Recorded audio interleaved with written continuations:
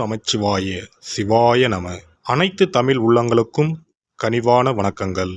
நாம் இந்த பதிவில் பெயர்ச்சியாகும் செவ்வாய் பகவானால் ராசிக்காரர்களுக்கு ஏற்படும் சுப மற்றும் அசுப பலன்கள் என்ன என்பதனையும், அசுப பலன்கள் ஏற்படுமாயின் ராசிக்காரர்கள் செய்ய வேண்டிய பரிகாரங்கள் என்னென்ன, வழிபட வேண்டிய தெய்வம் யார் என்பதனை பற்றியும் விரிவாக காண்போம். உங்கள் வாழ்வில் வளமும் நலமும் செல்வ செழிப்பும் பெற்று வாழ்வில் உயரிய நிலையை அடைய எல்லாம் வல்ல இறைவனை வேண்டி விரும்பி கேட்டுக்கொள்கிறேன்.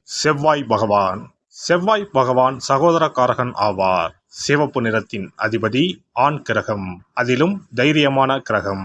செவ்வாய் துடிப்பானவர், இளமையானவர், இள ரத்தம், வீரமான கோபமான இளைஞனை போன்றவர். எதற்கும் பயப்பட மாட்டார், துடிப்பானவர். தைரியத்தையும் வீரத்தையும் குறிப்பவர் செவ்வாய் பகவான். இவர் கிரகங்களின் தளபதியாக கருதப்படுகிறார். செவ்வாய் பகவான் மேசம் மற்றும் விருச்சிக ராசிகளின் அதிபதியாக உள்ளார். ஒருவருடைய ஜாதகத்தில் செவ்வாய் சுபஸ்தானத்தில் இருந்தால் அந்த நபர் வீரம், தைரியம், ஆற்றல் மற்றும் சக்தி வாய்ந்தவராக இருக்கிறார்.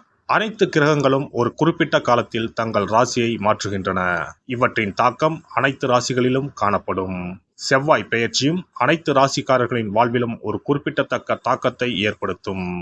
இந்த வருடம் ஜூன் 1ஆம் தேதி சனிக்கிழமை அன்று செவ்வாய் பகவான் தனது சொந்த ராசியான மேசத்தில் பயிற்சியாக உள்ளார். செவ்வாய் கிரகத்தின் இந்த பயிற்சியானது மாலை 3:39 நடைபெறும்.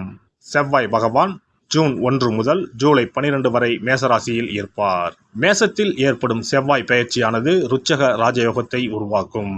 இதனால் சில ராசிக்காரர்களுக்கு அற்புதமான நற்பலன்கள் கிடைக்கும்.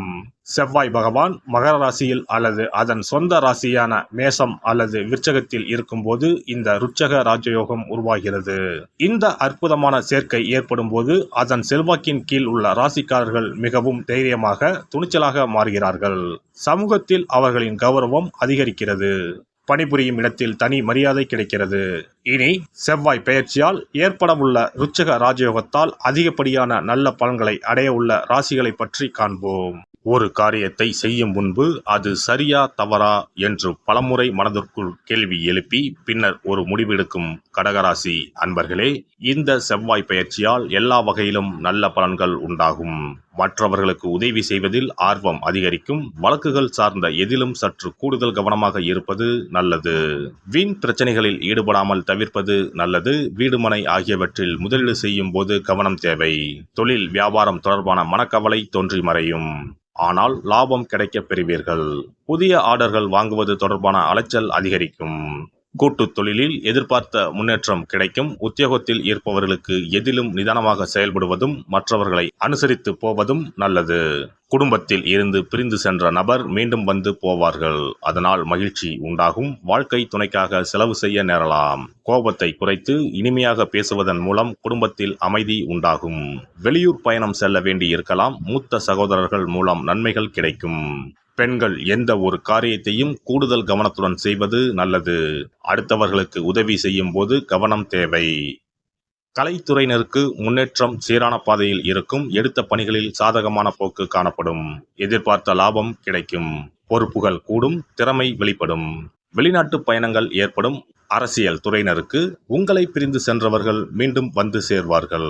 மேலிடத்தில் நெருக்கம் அதிகரிக்கும். மேலிடத்தின் விருப்பத்தை நிறைவேற்றுவதில் ஆர்வம் காட்டுவீர்கள். ஒப்பந்தங்கள் நல்ல முறையில் அமையும். மரியாதையும் அந்தஸ்தும் கூடும். மாணவர்களை பொறுத்தவரை பாடங்களை நிதானமாக படித்து மனதில் பதிய வைத்துக் கொள்வது நல்லது. அடுத்தவர்களிடம் பழகும் போது கவனம் தேவை. நட்சத்திர பலன்கள். புனர்பூசம் 4ஆம் பாதம். பதட்ட குணத்தை கைவிடுவது முன்னேற்றத்திற்கு உதவும். காரிய தாமதம் உண்டாகும். ஏதாவது ஒரு வகையில் மனக்குழப்பம் ஏற்பட்டு நீங்கும். சாதாரணமாக பேச போய் அது சண்டையாக மாறலாம். கவனம் தேவை. பூசம் நட்சத்திரம். வேலை தவறி உணவு உண்ண வேண்டியிருக்கும். பொருட்களை கவனமாக பார்த்து கொள்வது நல்லது. தொழில் வியாபாரம் தொடர்பாக அலைச்சல் ஏற்படும். வாடிக்கையாளர்களுக்கு சரக்குகளை அனுப்பும் போது பாதுகாப்பாக அனுப்புவது நல்லது. ஆயுள்யம் நட்சத்திரம். உத்தியோகத்தில் இருப்பவர்கள் வேலைப்பளு காரணமாக அலைய வேண்டி இருக்கும். குடும்பத்தினருடன் அனுசரித்து செல்வது நல்லது. கணவன் மனைவிக்கு இடையே மன வருத்தம் ஏற்படலாம். அனுசரித்து செல்லுங்கள். பிள்ளைகளிடம் அன்புடன் பேசுவது நன்மை தரும். வாராகி அம்மனை வழிபட்டு வர காரிய தடைகள் நீங்கும். எதிர்ப்புகள் அகலும். நவ கிரகங்களில் சூரியனுக்கு அடுத்தபடியாக செயல் ஆற்றல் உள்ள கிரகம் செவ்வாய். ஆளுமை திறன், ஆற்றல், வீரம், அதிகாரம் செய்தல், வளைந்து கொடுக்காத தன்மை, தர்மம், நீதி, நேர்மை, நியாயம் போன்ற அம்சங்கள் கொண்ட கிரகம் செவ்வாய். செவ்வாய் பலமாக இருந்து நல்ல ஆதிபத்தியம் பெற்று அவரது தசை நடக்குமானால் சகோதர சகோதரிகள் மூலம் பெரும் அனுகூலம் ஏற்படும். பெரிய பதவிகளில் உள்ளவர்கள் தொழில் அதிபர்களின் தொடர்பு கிடைத்து அதன் மூலம் முன்னேற்றம் உண்டாகும். பலமற்ற ஆதிபத்தியம் பெற்று தசை நடக்குமானால் கீழே விழுவதும் அடிபடவும் நேரிடும்.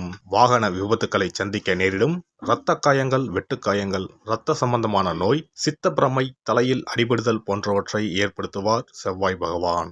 வீண் வழக்குகள், சண்டை சச்சரவுகள், மறைமுக நேர்முக எதிரிகள், பொருள் களவு போகுதல், செய்தொழில் வியாபாரத்தில் திடீரென்று பெருத்த நஷ்டம், அரசாங்க கெடுபிடி, பதவி இறக்கம், மறைந்து வாழும் சூழ்நிலை என்று பலவகை இன்னல்களை உருவாக்குவார். செவ்வாய் முதலான தோஷங்கள் அனைத்தும் நீங்க அவரின் அருளை முழுவதும் பெற செவ்வாய்க்குரிய அதிதேவதையான முருகனை வழிபடுவதும், கோதுமை ரொட்டி, வெள்ளை எள் கலந்த இனிப்பு பலகாரங்கள், துவரை போன்றவற்றை ஏழைகளுக்கு தானம் கொடுப்பதும் நல்லது. செவ்வாய் கிழமைகளில் விரதம் இருந்து செவ்வாய் பகவானுக்கு விளக்கேற்றுவது, சஷ்டி விரதம், கிருத்திகை விரதம் மேற்கொள்வது, தினமும் கந்த சஷ்டி கவசம் படிப்பது நல்லது.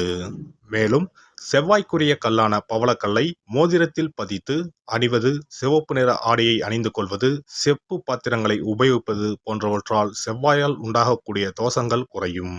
செவ்வாய் பகவானுக்கு செய்யும் பரிகாரங்கள் அனைத்தும் முருகனுக்கு உகந்தது என்பதால் முருகனின் திருவருளும் கிட்டும்.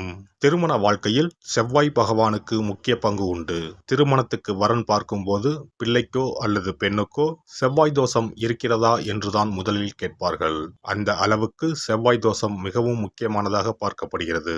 ஒருவரின் ஜனன ஜாதகத்தில் லக்னம், சந்திரன், சுக்கிரன் ஆகியோருக்கும் செவ்வாய் இருக்கும் இடத்திற்கும் உள்ள தொடர்பை கொண்டுதான் செவ்வாய் தோஷம் ஒருவரின் ஜாதகத்தில் எந்த அளவுக்கு வலிமையாக இருக்கிறது என்பதை கணிக்க முடியும். செவ்வாய் தோஷம் இருக்கிறது என்றால் நம்பிக்கையோடு மிக எளிய பரிகாரங்களை செய்வதன் மூலம் தோஷ நிவர்த்தி பெறலாம். செவ்வாய் தோஷம் என்பது திருமண தடையை ஏற்படுத்துவது மட்டுமல்லாமல் மேலும் பல இடையூறுகளையும் ஏற்படுத்தும். எனவே செவ்வாய் பகவானை செவ்வாய் தோறும் செவ்வாய் ஹோரையில் வழிபடுவதும், செவ்வாய்க்குரிய கடவுளான முருகப்பெருமானை 9 நெய் தீபம் ஏற்றி வழிபடுவதும் செவ்வாய் தோஷத்தினால் ஏற்படக்கூடிய அசுப பலன்களின் தாக்கத்தை பெரிதும் குறைக்கும் என்பது ஐதீகம். செவ்வாய் தோஷம் ஒருவருக்கு இருந்து ஒருவருக்கு இல்லை என்றால் திருமணம் செய்யக்கூடாது என்பது சாஸ்திரம். இருவருக்கும் இந்த தோஷம் இருந்தால் திருமணம் செய்து வைக்கலாம் என்று சிலர் சொல்வார்கள். ஆனால் பொதுவாக தோஷம் ஒருவருக்கு இருந்தாலும் சரி அல்லது இருவருக்குமே இருந்தாலும் சரி, தக்க ஜோதிடர்களை ஆலோசித்து முறைப்படி பரிகாரங்கள் செய்வதுதான் சரி.